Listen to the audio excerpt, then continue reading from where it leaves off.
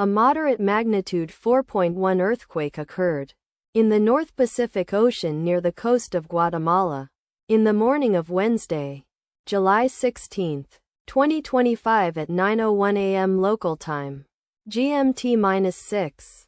The quake had a shallow depth of 48 kilometers, 30 miles, and was reported felt by some people near the epicenter. First to report volcano discovery after 3 minutes.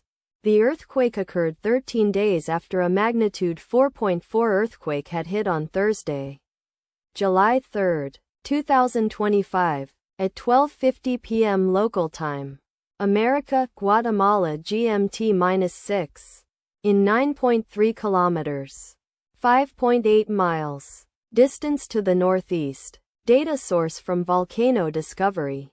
Did you feel it? Let us pray. May the earthquake that occurred not affect our brothers and sisters there. May the earthquake not happen again. And may God protect everyone. Amen.